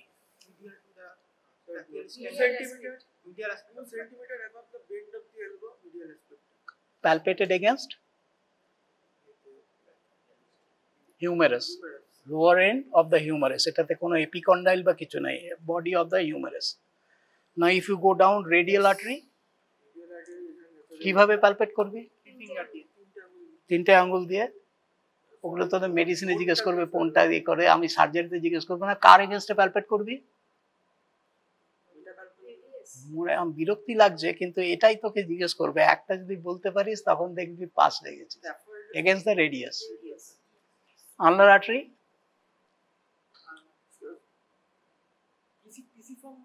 against the pisiform bone. তাহলে হয়ে গেল সবগুলো আর্টারি প্যালপেট করবি। যখন ইন্সপেকশনে যখন তুই বলবি তখন ইউজুয়ালি মাসল গার্ড তোর কমে যায়, যে দিকটা অ্যাফেক্টেড থাকে সেটা নিউট্রিশন থাকে। অ্যাপার্ট ফ্রম গ্যাংগ্রিন আর আলসার আমি বলছি সেটা খুব ভালোভাবে তোকে বলতে হবে, বাট জেনারেলি লিম্বটার মধ্যে একটা হচ্ছে মোটর অ্যাট্রফি আছে কিনা, স্কিনটা সাইনি হয়ে যায় when there is an ischemia of any reason, Buerger আর এটার আলাদা করবি না, দুটো loss of hairs, and there may be edema also. eczema is not a criteria for arterial disease. It is more of a criteria of venous disease. So in chronic venous insufficiency, the eczema is very consistent. Arterial disease হয় না. Arterial disease তুই সবগুলো দেখবি যদি তোরা gangrene কোনো patient, তোদের কাছে পেশেন্ট না নিয়ে আলোচনা করতে গেলে সব ভুলে যায়। আমাদের বুড়োর ধর টোটা তো এরকম থাকে না, এটা দেখ মোটা পাল্প টিস্যু থাকে, ঠিক যেমন আমাদের ফিঙ্গারে আছে, টোতেও আছে। whenever there is an arterial insufficiency, সেই পেশেন্টটা গ্যাংগ্রিন যদি হয়ে যায়, তুই আঙ্গুলগুলো দেখবি it becomes like that, conical. Why it becomes conical? Pulpal atrophy, boner atrophy হয় না। The reason is bone is better supplied than skin and subcutaneous tissue. So the boneর supply is there. boneর শেপটা যেরকম আছে, তো স্কিনের আর সাবকিউটাস যে ফোলাটা ছিল, অর্থাৎ আঙ্গুর থেকে কিসমিস হয়ে গেলে যা হয়, তাই না, এটা হয়ে যায় কিসমিস হয়ে গেছে। তার কারণ কিসমিসের বীজটার মধ্যে সাপ্লাই আছে। The bone, what I am trying to understand, always remember the bone is better supplied by vessels than the skin and subcutaneous tissue. That is why all the fingers when become shriveled, dry gangrene hole, they all become conical. Okay, তাহলে এটা হয়ে গেল ক্লডিকেশনের differentiation হয়ে গেল। আর হচ্ছে হ্যাঁ, স্কিনটার হলো। কতগুলো ডেফিনেশন তোকে জিজ্ঞেস করবে। এবার আর কি করবি, তোকে যখন সবগুলো দেখাতে বলবে, তোকে আর্টেরিয়াল রডোসিস পেডিস, হ্যাঁ, 9 out of 10 times that is what they will ask you. ওই ভুলটা করবি না, যাতে প্রক্সিমালি দেখবি, ফার্স্ট মেটাটার্সাস স্পেসের দিকে যাবি না, আর বলবি, আর ওই ম্যানুভারটা করতে বলবি। তুই স্যারকে বলবি না যে স্যার আমি এক্সটেন্সার হ্যালুসিস দেখছি, এই দেখছি, তুই জাস্ট করতে বলবি, দেন তার ল্যাটারালি প্রক্সিমালি, নট ডিস্টালি। তোকে ও জিজ্ঞেস করবে যে ডিস্টালি দেখছো না কেন, তখন তুই ওইটা ব্যাখ্যাটা দিবি যে নিচে চলে যায়। এটা হয়ে গেল। ওয়ান ভেরি ইম্পর্টেন্ট পার্ট, যেটা তোর ডিসকাশনে আসবে লং কেসে, আমি কিন্তু থিওরি পড়াচ্ছি না, সেটা হচ্ছে অ্যাঙ্কেল ব্রেকিয়াল প্রেসার ইন্ডেক্স, এবিপিআই। এই কথাটা নিয়ে তোরা ঘরে গিয়ে সব ভালোভাবে পড়ে নিবি। এবিপিআই মানে কি, you know, when we measure the blood pressure, we use a handheld Doppler for assessing vascular disease, not stethoscope. Because in stethoscope, what we feel the propagated pulsation of the waveform in the arterial wall. But যখন compromised হয়ে যাচ্ছে আর্টারিটা, তখন তোর খুব অল্প compromised হলেই তুই আর সেখানে পালস পাবি না। That doesn't mean the tissues are dead. So that is why it is not an investigation, it is a clinical tool. It is called pocket Doppler. বিদেশে সবার সব রেসিডেন্টের কাছে থাকে। তুই যখন এখানটায় একটা অবস্ট্রাকশন করলি, ঠিক যেভাবে স্পিগমোম্যানোমিটার দিয়ে, instead of a stethoscope you put the Doppler. And what does a Doppler does? Doppler picks up the movement of the red blood cells and convert it into an audible sound. So you will hear a sound, and that does not depend on the pressure, that depends on the flow of the RBC. It transmits the flow. So when there is a very severe narrowing, when there is actually no pulse, but still you get Doppler signal, then it is more sensitive. So ABPI is not done with a stethoscope, it is done with a handheld Doppler, in which you measure the pressure at the ankle and you measure the pressure at the brachial level, and you divide the ankle by the brachial and come to a figure. So normal ABPI, okay, 0.9 to 1.3, I will take it, 0.9 টাই ধরে রাখলাম। So anything about 0.9 we take it as a normal ABPI. Anything below 0.9 is a compromised circulation. Depending on the value, we categorize which one is what. So ধর 7.1 থেকে 90 ABPI আসছে, এটা হচ্ছে intermediate claudication or mild. তোকে যেমন mild, মডারেটের ভ্যালুটা এবিপিআই কিন্তু objectively বলা আছে 0.71 থেকে 0.9 যদি হয় তাহলে সেটা হচ্ছে মাইল্ড, আর 40 থেকে 0.3 এর নিচে দ্যাটস রাইট, ক্রিটিক্যাল ইস্কিমিয়া হচ্ছে 0.3, কিন্তু আমি বলছি মডারেট। মডারেট কটা, যেটা 71 থেকে বলেছিলাম, সো এটা হচ্ছে 41 থেকে 70, that is called moderate ischaemia. আর যদি 4 এর নিচে থাকে তাহলে সেটা হচ্ছে মানে 0.4 আর কি, 0.4 এর নিচে থাকে তাহলে সেটা হচ্ছে সিভিয়ার ইস্কিমিয়া। তার মধ্যে যদি 0.3 নিচে থাকে সেটাকে বলে critical ischaemia. What is the important of critical ischaemia? না, ধর তোর অ্যাম্পুটেশন না, অ্যাম্পুটেশন করবি, তোর কাছে একটা পেশেন্ট আসলো পেরিফেরাল ভাস্কুলার ডিজিজ, তার একটা দুটো টো কালো হয়েছে, কিন্তু তার এবিপিআই তুই যখন দেখছিস যে 0.28 মানে 0.3 নিচে, তার মানে কি আজকে যেটা তুই দেখছিস is very likely that this person will progress with worsening of the clinical gangrene whatever you are getting now in due course. He is more likely to die from coronary artery disease. He is more likely to suffer stroke within a very short time. অর্থাৎ তুই জ্যোতিষী হয়ে যেতে পারবি। So anything 0.3 নিচে, whatever you can predict that this patient, even if the food condition is not too bad, this person will suffer either a heart attack or a stroke, or the other limb will be involved. So you can critically predict. So that is called critical ischemia. আরেকটা term তোদের জিজ্ঞেস করে, what is pregangrene? কতগুলো short note তোকে পড়িয়ে দিলাম। একটা হচ্ছে ক্লডিকেশন, একটা হচ্ছে লেরিক সিন্ড্রোম, একটা তোকে জিজ্ঞেস করবে ওই যে এম্বোলাসের জন্য যেটা হলো সেখানে reperfusion injury. Yeah, that's very good. Oxygen free radical. So reperfusion injury মানে কি, মানে ধর তোর একটা বাড়ি, আমি তুই বলতে কি করবি, তুই একটা জায়গায় ডিজাস্টার হয়েছে, তোকে ডেকে নিয়ে গেছে, দেখলি একটা লোকের পা পুরো দেওয়াল কিছু ভেঙে পড়েছে, পাটা পুরো ক্রাস্ট হয়ে গেছে, এই পোর্শন পাটা, তোকে ডেকে নিয়ে গেছে, তুই তখন কি করবি? যে পাটার আর বাঁচানোর কোনো চান্স নেই, হোয়াট উইল ইউ ডু? না, অ্যাম্পুটেট তো তুই করতে পারবি না, তুই তো ওখানে অ্যাম্পুটেট কি করে করবি? What will you do? তোকে একটা টুর্নিকেট লাগিয়ে দিতে হবে, and then you take the weight off and transfer the patient to the hospital. Why do I use the tourniquet? Normally তো আটেতে টুর্নিকেট আমি দিই না, তুই শিওর হয়ে গেছিস এই পাটা আর বাঁচানো যাবে না, I will have to amputate. আমি টুর্নিকেটটা দিয়ে what I am trying two, all the dead টিস্যুর যে মেটাবলিক প্রোডাক্টগুলো সেগুলো যাতে তোর শরীরের মধ্যে জানা যায়, then your idea will have to preserve the life and sacrifice the limb. তুই যদি দুটোকে করতে গিয়ে টুর্নিকেট না নিয়ে সব ইট বাটি যা পড়ে আছে সেগুলো সরিয়ে দিলি, এখান থেকে রিপারফিউশন ইনজুরি হয়ে ওই bad metabolites will go into your metabolism and that will kill the person. So the limb is dead, person is dead. This is called reperfusion injury. There is no treatment of reperfusion injury. তোকে যদি জিজ্ঞেস করে reperfusion ইনজুরির treatment কি, there is no treatment for reperfusion injury. You can prevent in case of a disaster, যার জন্য ওদের training দিয়ে দেয়, তোর মনে হবে যে এটা খুব, you will have to decide that I am salvaging the limb to preserve the life. Okay,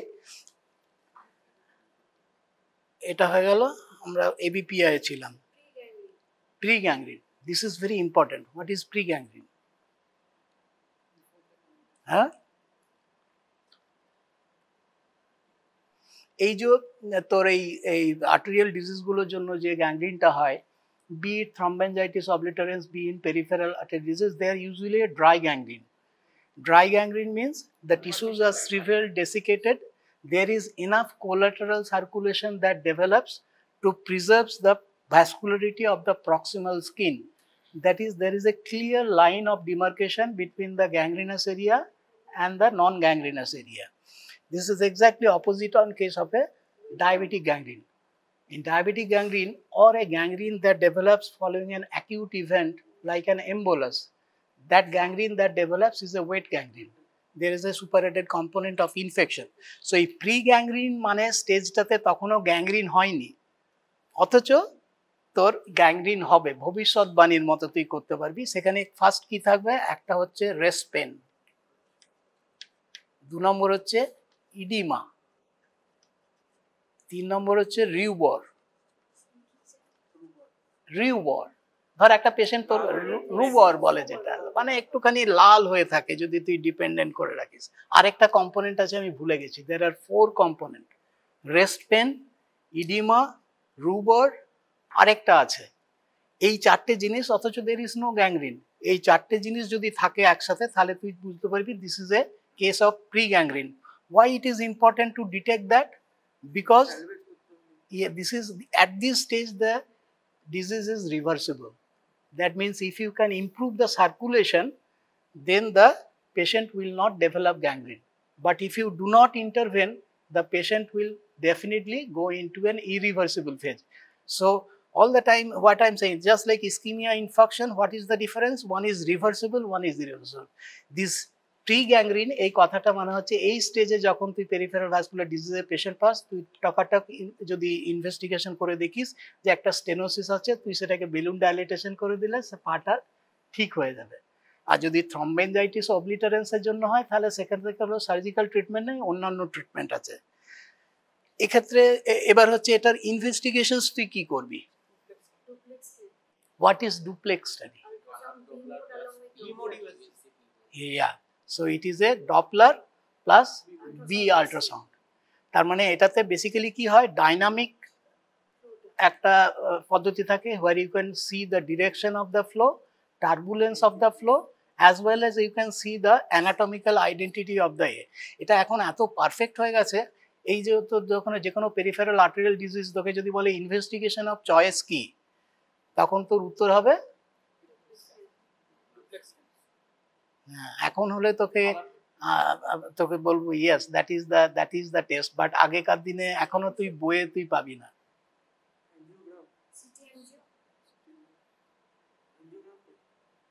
DSA, digital subtraction angiography, মানে তোর বোনের ছবিগুলো উঠিয়ে দেয়, খালি আর্টারির ছবিগুলো থাকবে, মানে ফিমার থাকলে তো দেখতে অসুবিধা হবে। সবসময় এই subtraction angiography was the gold standard of diagnosing any arterial disease. But nowadays the duplex has become so accurate, nobody does it, because in case of doing a DSA you will have to give contrast to this patient, and that contrast is always this, most of this patient has got high urea creatinine, renal compromised, তাদেরকে contrast আমরা দিতে চাই না। Nowadays even people do carotid endarterectomy on the basis of duplex itself. Peripheral vascular disease এ মনে রাখবি যে unless and until you plan there is a definite surgical treatment in the form of a bypass, ধর ফেমোরোপপ্লিটাল bypass, superficial femoral আর্টারিতে একটা block আছে, আমি দেখলাম ভালো রকম ব্লক আছে, রান অফ ভালো আছে, অর্থাৎ অ্যান্টিওটিবিয়াল পস্টিওটিবিয়াল সব ভালো আছে, তখন আমি কি করব, ওই ব্লকটাকে একটা বাইপাস করে দেবো উইথ এ গ্রাফট, মানে femoral artery proximal to the constriction, just like a bypass. আমাদের যেমন তোদের বোলপুর বাইপাস আছে, বাইপাস বোলপুরটাকে ব্লক করে, ঠিক তেমনি পপলিটার আর্টারিতে লাগিয়ে দিলাম, দ্যাট উইল ডু। তাহলে যখন আমরা এই আর্টেরিয়াল রিকনস্ট্রাকশন করব, only then you will talk about this investigation. তোর কাছে যদি একটা বার্জাস ডিজিজের পেশেন্ট আছে, অবভিয়াস ধর একটা ইয়াং পেশেন্ট, 20 বছরের মধ্যে 10 বছর সিগারেট খেয়েছে, তার একটা পা গ্যাংগ্রিন হয়ে এসছে, তুই ডায়াগনোসিস করেছিস যে এর Buerger's disease, will you do a DSA on him? Please don't say, never do it. So all these direct x-rays, অর্থাৎ in the form of arteriogram, DSA হোক আর এমনি arteriogram হোক, we will do only when we plan a definitive surgery in the form of a bypass. Otherwise we don't do.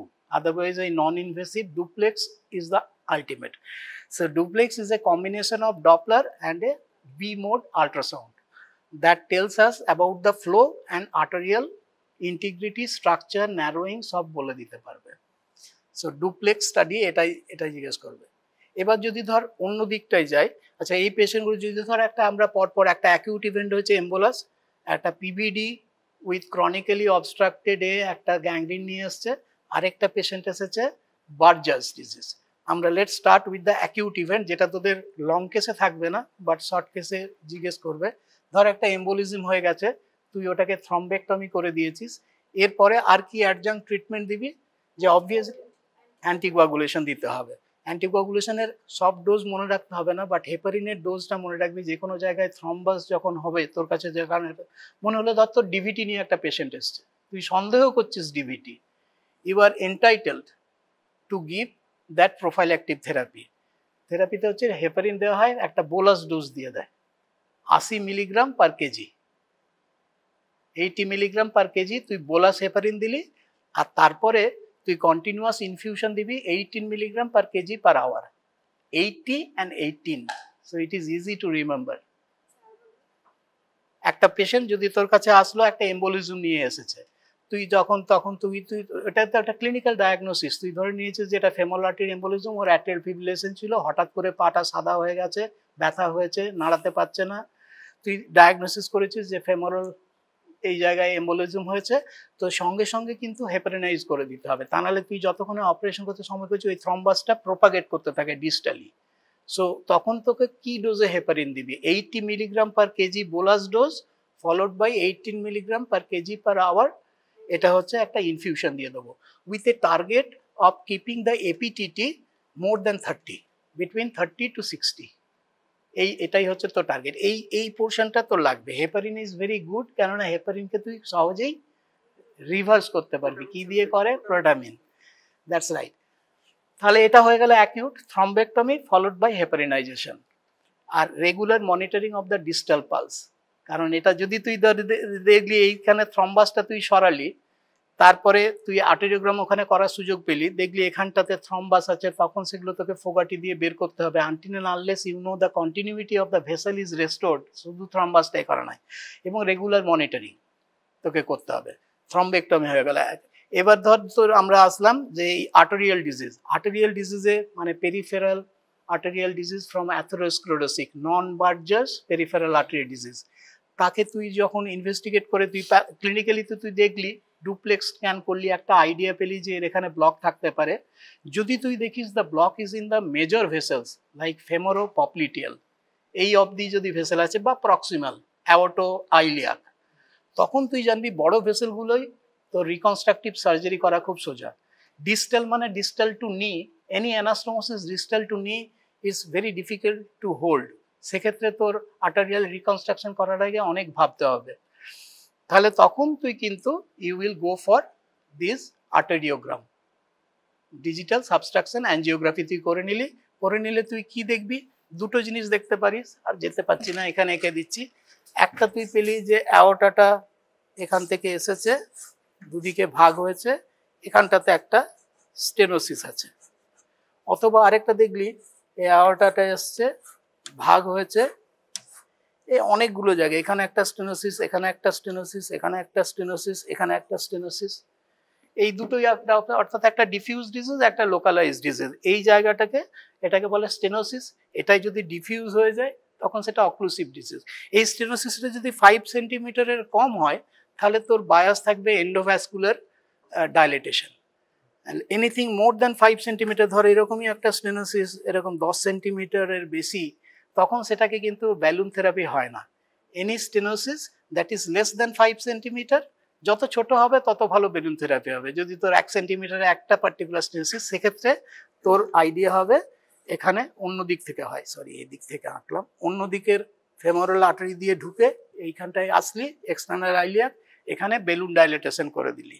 আর যদি এরকম হয়ে থাকে তাহলে তোকে তখন গ্রাফট করতে হবে। এই ধরনের কেসে কি গ্রাফট করবি, কোথা থেকে আর্টারিটা প্রক্সিমালি নিবি, আর্টারি নেব না স্যার, ড্যাকন নেব। কোথা থেকে লাগাবি, বাইফিমোরাল, অ্যাওর্টো বাইফিমোরাল করতে পারিস। আর যদি অ্যাওর্টাতেও এখানেও প্রচুর আছে, ভালো বলেছিস, তোরটা রাইট। আমি আরেকটু কমপ্লিকেট করছি, যে অ্যাওর্টাতেও বন্ধ করে দিলাম, বাইপাস করতে। হ্যাঁ, তো কোথা থেকে নিবি, এই দিকটা তো তুই বলে দিচ্ছিস, এইটা ডিস্টালি তুই লাগাচ্ছিস, এখানটা তো আমি বলে দিলাম এই দিকটা কোথায় গিয়ে যাবে, কারণ অ্যাওর্টাতেও বলেছিল, অ্যাওর্টা আমি বলেছি অ্যাওর্টাটাও disease, axillary, bilateral axillary bifemoral graft. হ্যাঁ, একটা বড় লম্বা একটা আছে, পুরো চামড়ার তলা দিয়ে ঢুকিয়ে দিতে হয়, ভেরি ইজি। এই আর্টারিয়ার সার্জারি ইজ ভেরি ইজি। হ্যাঁ, অ্যাওর্টা ইজ মানে কাঁথা সেলাইয়ের মতো করে, aorta is such a good tissue. Problem is in the vein. Artery তোকে সবসময় করতে হবে আর্টেরিয়াল অ্যানাস্টোমোসিস আর এন্টেরাল অ্যানাস্টোমোসিসের তফাৎ কি? এন্টেরাল অ্যানাস্টোমোসিস আমরা ইভার্সন করি, তাই তো, ঘোড়ার ডিম করি, ইনভার্সন করি। আরে একটা ইন্টেস্টাইন অ্যানাস্টোমোসিস করছিস, তখন তোকে ল্যাম্বার্ট সুচার দেওয়া না, ইনভার্টিং ল্যাম্বার্ট সুচার দেওয়া হয় যাতে মিউকোসাটা ইনভার্টেড হয়ে যায়, বাইরের দিকে থাকলে লিক হয়ে যাবে, ইনভার্ট করে।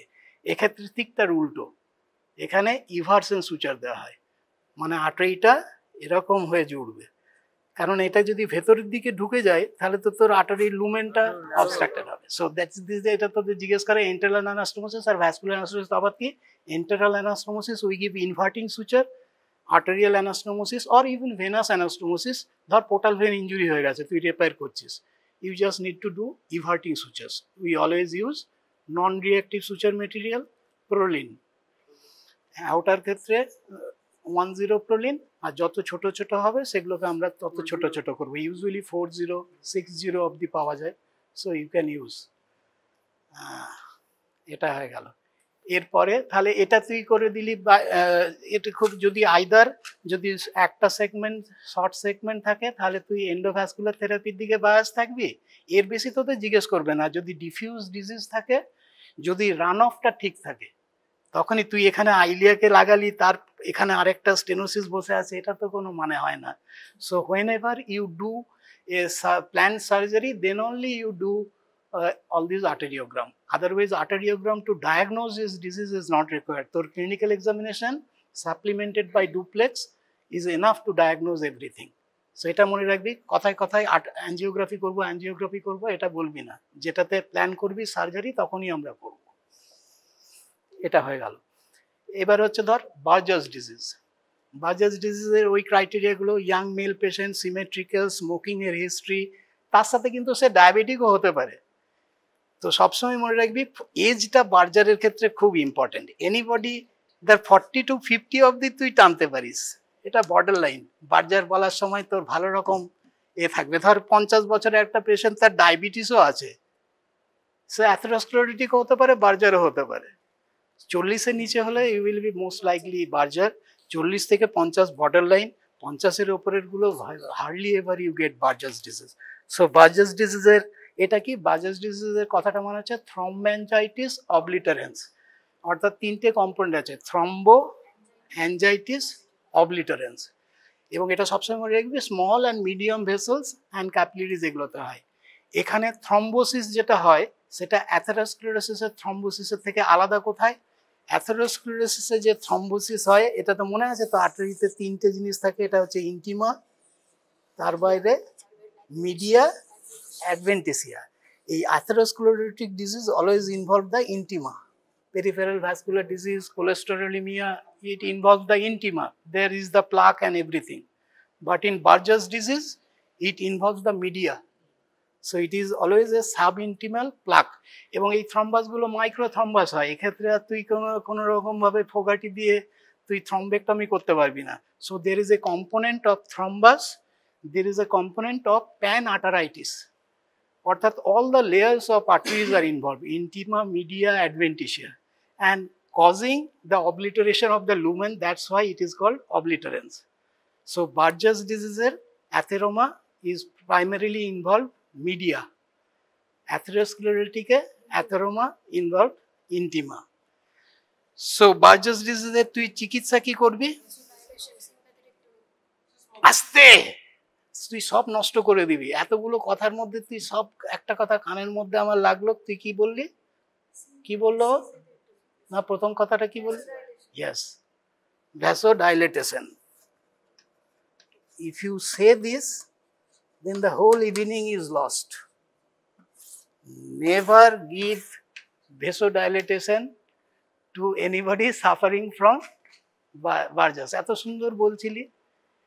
So বার্জাসে তুই কি করবি? ফার্স্ট হচ্ছে ইট ইজ এ ডিজিজ, এবং টু সাম এক্সটেন্ট অ্যাথেরোস্ক্লেরোটিকে সবসময় এই চিকিৎসার মধ্যে কিন্তু জেনারেল লাইফস্টাইল চেঞ্জ তোকে বলতেই হবে। মানে সে যদি ওবিজ হয়, ওজন কমাতে বলতে হবে, এগুলো খুব ইম্পর্টেন্ট। এক্সারসাইজ করতে বলতে হবে। সে যদি স্মোক করে, সে বার্জার না হলেও তাকে স্মোক বন্ধ করতে বলতে হবে।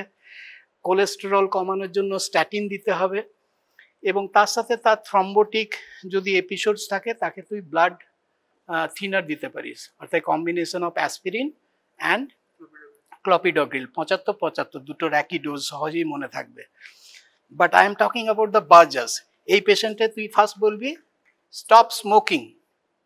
আমার মাস্টারমশাই একটা জিনিস বলেছিল, আজও আমি বলি, you have got two choice, either you have your leg or you have your cigarette. You cannot have both.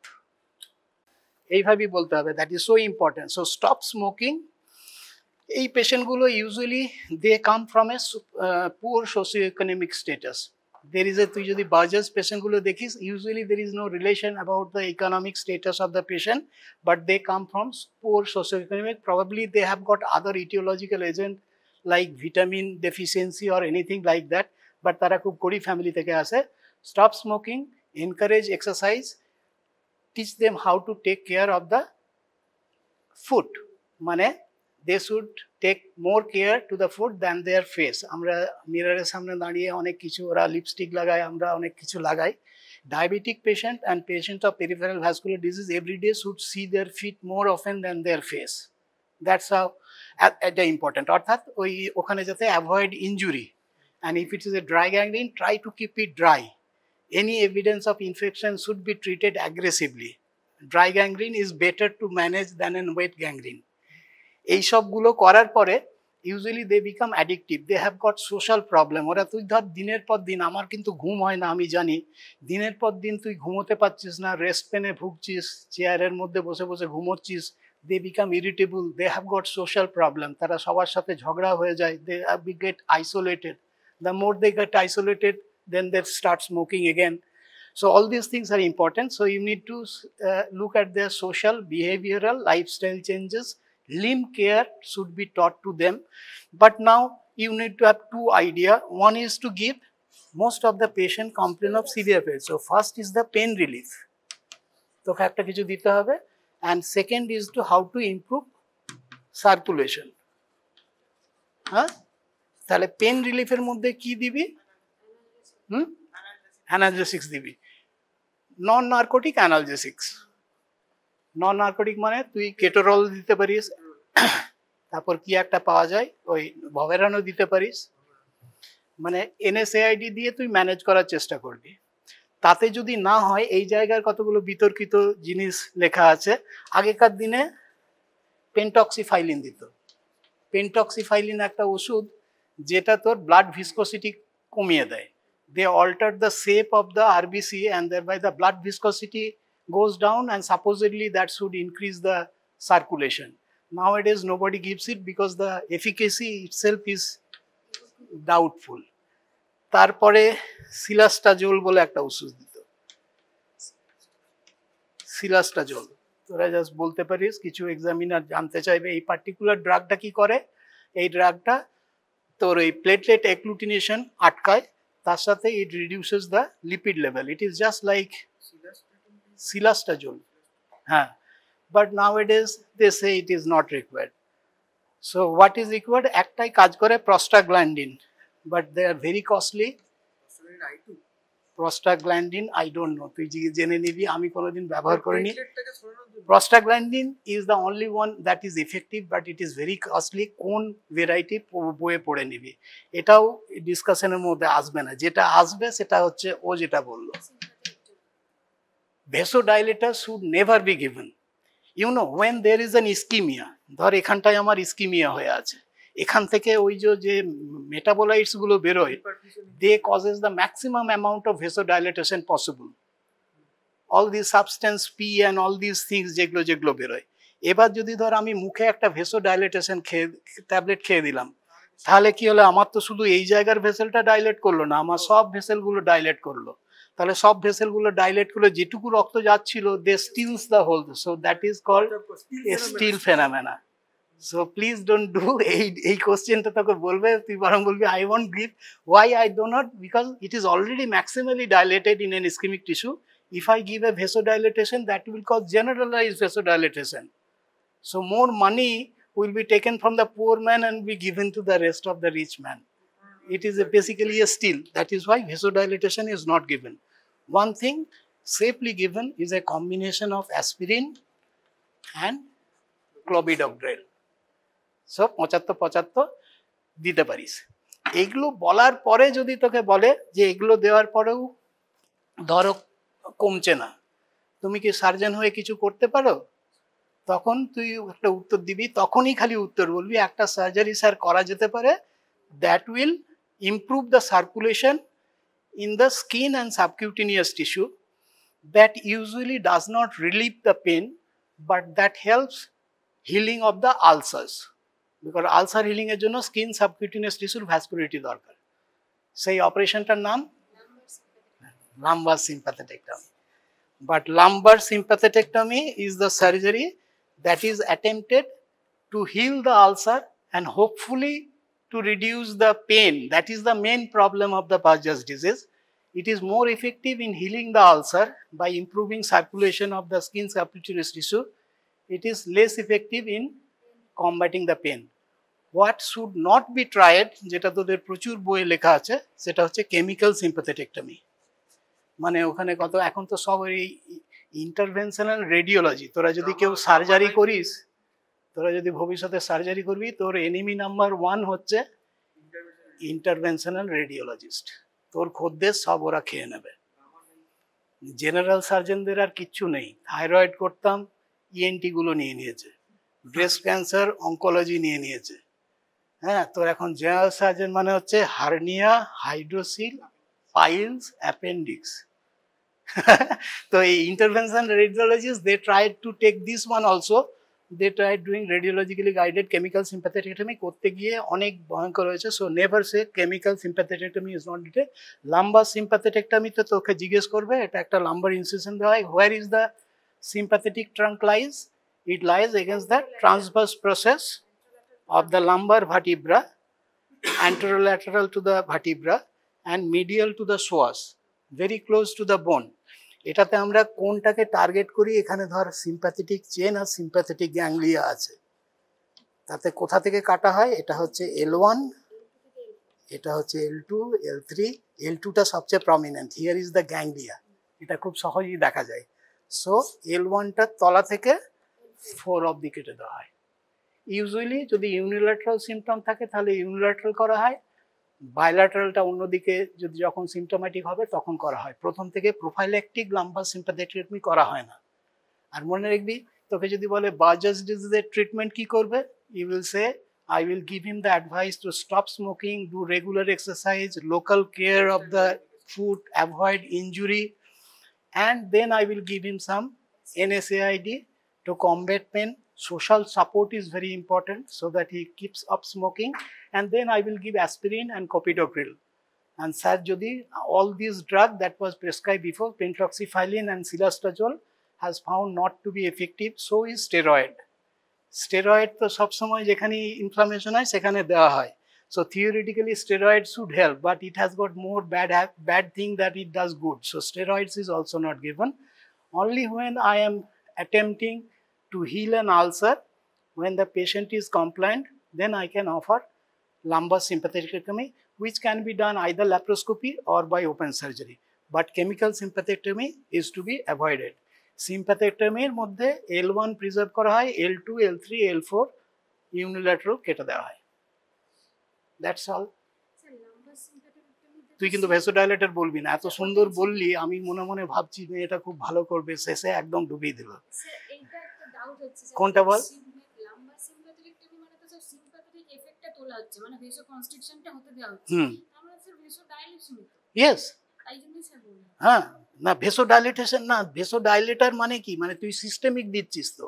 ও আচ্ছা, মানে ওটা এফেক্ট ভেসো ডাইলেশন। That's right. আমি তো এটা কি করছি, আমি যখন লাম্বার সিম্প্যাথেটেক্টমি একটা দিকের করছি, আমি ধর লেফট সাইডে করলাম, আমি লেফট সাইডের পাটার খালি ভেসো ডাইলেটেশন চাইছি। আমি তো ডান হাত ডান পা, হ্যাঁ ভেসোডাইলেটার ট্যাবলেট পাওয়া যায়, সেটা যদি তুই মুখে খাইয়ে দিস তাহলে তো তোর হাত পা সবগুলো ডাইলেট করে গেল, যেটুকু যাচ্ছিল সেই এই জায়গায় গুলো। তেলা মাথায় তেল দেওয়া বলে না, যার মাথায় তেল আছে আরো তেল চলে যাবে, আর যার শুকনো আছে সে যেটুকু পাচ্ছিল সেটুকুও পাবে না। That is called steal phenomena.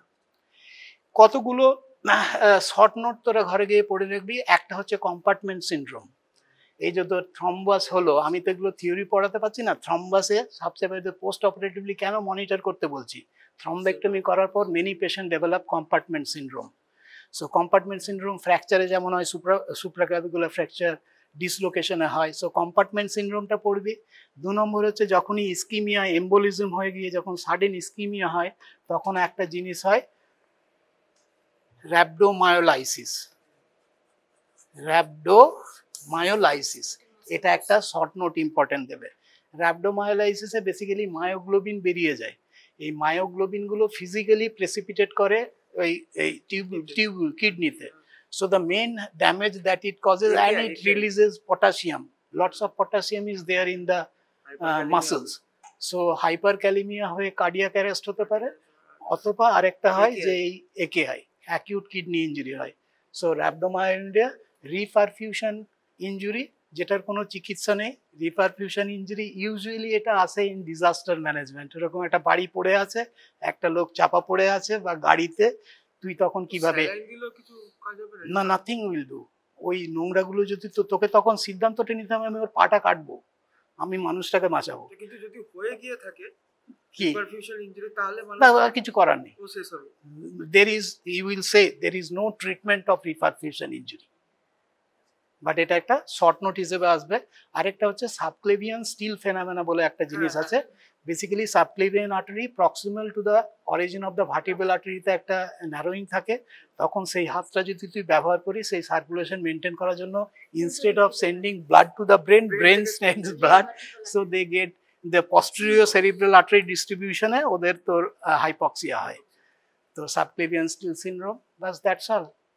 এটা যদি পাস সঙ্গে সঙ্গে নিয়ে নিবি, ভ্যাসকুলারে 100-এ 100 পাবি।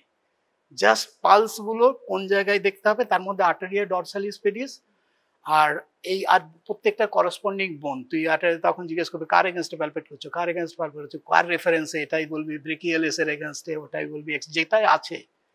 এটাতে তোর ফার্স্ট রিব, সার্ভাইকাল রিব একটু ডিসকাশনে আসবে, প্রমিনেন্ট যদি হয় তাহলে কি ভাববে, বাস। anterior tibial, anterior tibial হচ্ছে malleolus, medial and lateral midpoint against the lower end of the tibia, that is anterior tibial. Posterior tibial is felt against the calcaneum midway between the, এটাতে mark করে দিবি, medial malleolus এর টিপটা তুই দাগ দিয়ে দিলি, আর টেন্ডো অ্যাকিলিসটাতে দাগ দিলি। It is between the tip of the medial malleolus and tendo achilles at the midpoint against the calcaneum. আচ্ছা, আরেকটা হচ্ছে পপলিটেল আর্টারি। পপলিটেল আর্টারি প্যালপেট করার 3টে মেথড আছে।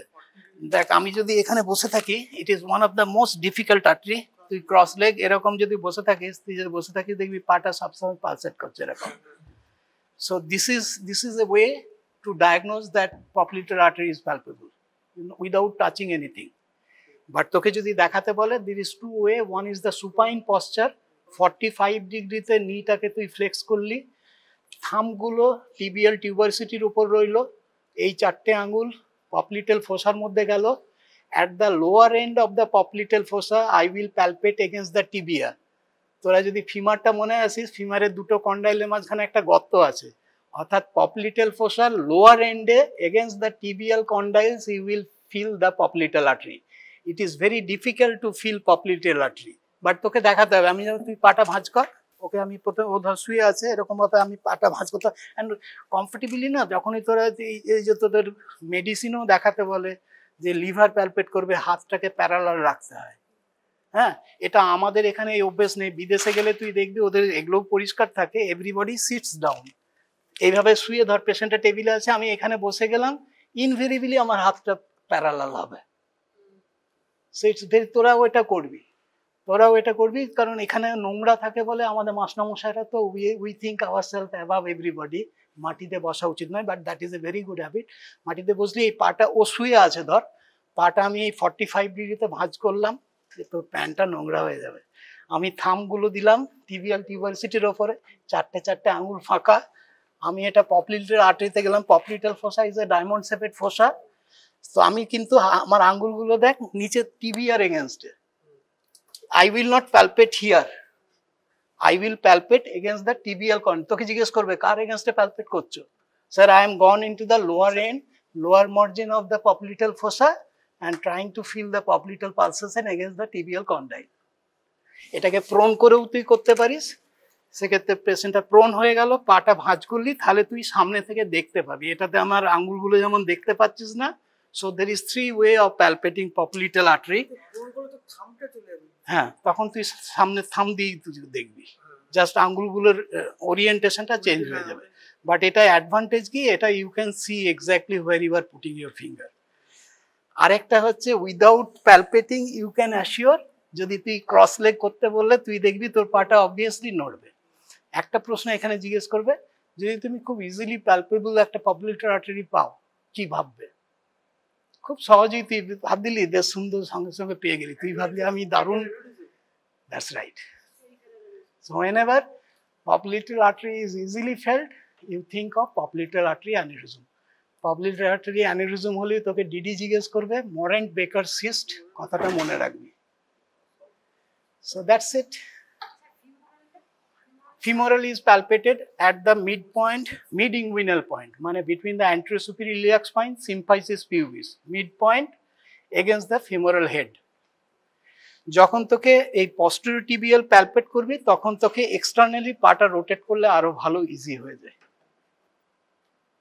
কি বললাম বুঝতে পেরেছিস? posterior-tibial এর এক্সটার্নালি রোটেট করলে অনেক ইজি হয়ে যায়। ফেমোরাল আর্টারি কিন্তু ইজিলি থিন পেশেন্টে মানে ভিজিবলি প্যালপেবল হয়, that is normal.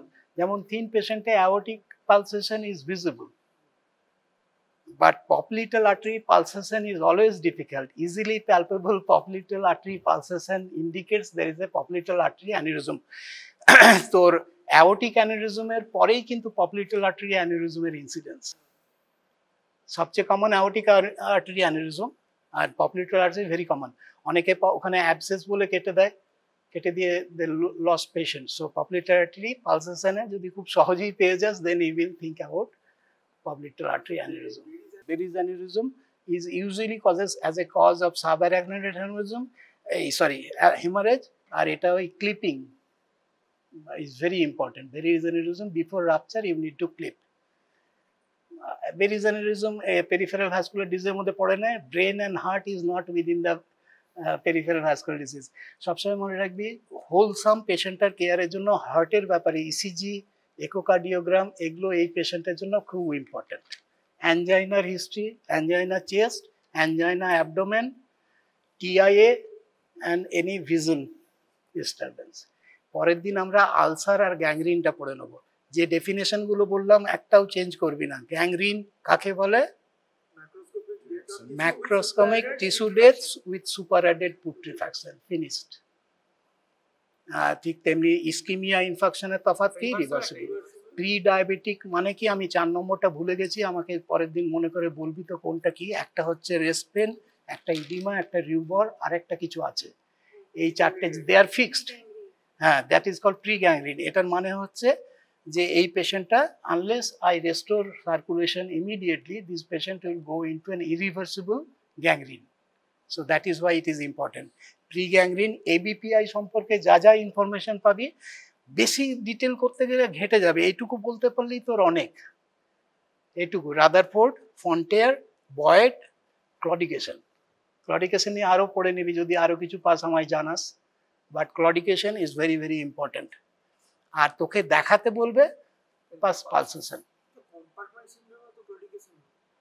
Compartment সিনড্রোমে claudication হওয়ার জন্য পেশেন্ট আর হাঁটতে পারবে না। কম্পার্টমেন্ট সিনড্রোম মানে তা সে নড়া। অর্থোপেডিকে তোরা পড়েছিস, এটাই ভেরি কমন। বাট যেমন ধর তোর এই ধরনের ক্ষেত্রে থ্রম্বেক্টমি ধর তুই করলি, তুই তারপরে কম্পার্টমেন্ট সিনড্রোম সাসপেক্ট করছিস, সঙ্গে সঙ্গে তোকে 4টে কম্পার্টমেন্টই ফেসিওটমি করে দিতে হয়। অনেকে এটা ওখানে দেখতাম যে ওরা প্রোফাইল্যাকটিক্যালি করে দিত। It is so common. Lateral, medial and posterior compartment and thigh, 4 compartment release ওরা করতো। বাট তোর যেখানে ধর যদি তুই এই কম্পার্টমেন্টটা যদি হয়, লেগে কম্পার্টমেন্ট সিনড্রোম ভাবিস, তাহলে তোকে অ্যান্টেরিয়র আর ল্যাটারাল এই দুটো করে দিতে হবে। কম্পার্টমেন্ট সিনড্রোম সম্পর্কে ভালো করে পড়ে নিবি। আর রিপারফিউশন ইঞ্জুরি জিজ্ঞেস করে, অক্সিজেন ডিরাইভ ফ্রি রেডিক্যাল, এই কথাটা মনে রাখতে হবে, ওইটাই ড্যামেজ করে। র্যাবডোমায়োলাইসিসে মায়োগ্লোবিন, পটাশিয়াম হয়ে হার্ট, হ্যাঁ এইগুলো করে আরও ভালো করে। আর ওই স্টিল ফেনামেনা, সাবক্লেভিয়াল স্টিল ফেনামেনা। কিছু প্রশ্ন আছে? কি বলছিস? মানে র্যাবডোমায়োলাইসিস মানে হচ্ছে কি, ধর একটা ব্লক হয়ে গেলে এই যে মাসলগুলো যখন ইসকেমিক হয় তখন সেই মাসল নেক্রোসিস আরম্ভ হয়, সেখান থেকে প্রচুর পরিমাণে পটাশিয়াম সার্কুলেশনে আসে আর ওই মায়োগ্লোবিন আসে। Potassium causes hyperkalemic arrest in systole হয় না ডায়াস্টোল হয়, আর ক্যালসিয়ামে তো সিস্টোল হয় না।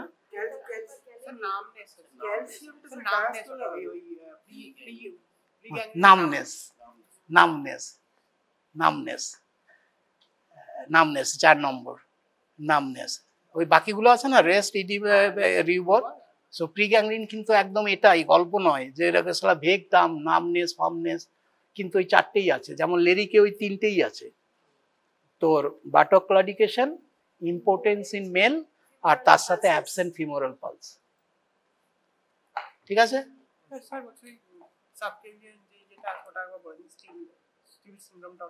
সাবক্লিভিয়ান আর্টারি তুই যদি দেখিস, সাবক্লিভিয়ান আর্টারিটা গিয়ে ওটা থেকে ভার্টিব্রাল আর্টারি বেরোচ্ছে। এবার যদি তোর ধর তোর ন্যারোইংটা, সাবক্লিভিয়ান আর্টারি স্টেনোসিসটা proximal to the origin of the vertebral artery হয়, তাহলে আমি যখন হাতটা, এটা ব্রেকিয়াল আর্টারি অ্যাক্সিলারি আসছে কোথা থেকে? সাবক্লিভিয়ান আর্টারিটাই তো কন্টিনিউয়াস হচ্ছে। তাহলে সেইটাতে যদি আমি হাতটা ব্যবহার করছি যখন, they demand more oxygen. So because of the stenosis, the via axillary যে normal route, subclavian axillary brachial হয়ে আসতে পারছে না, তখন কি হয় যে কোলাটারাল সার্কুলেশনের মতো ভার্টিব্রাল আর্টারিটা দিয়ে উল্টো দিক থেকে ব্রেনে যেটা সাপ্লাই করার কথা, সে ব্রেনের ব্লাডটা ভার্টিব্রাল আর্টারি দিয়ে হাতের কাজে চলে যাচ্ছে। তখন then I get, usually it involve the posterior cerebral artery ডিসপোজিশনে যে অর্গানগুলো আছে, যে পোর্শন অফ ব্লাড ফাংশনগুলো আছে সেগুলো, ভিজুয়াল, তার সাথে আরো অনেক কিছু হয়, পড়ে নিবি ওটা। বেসিক্যালি এটা উল্টো দিকে গাড়ি চলতে আরম্ভ করে।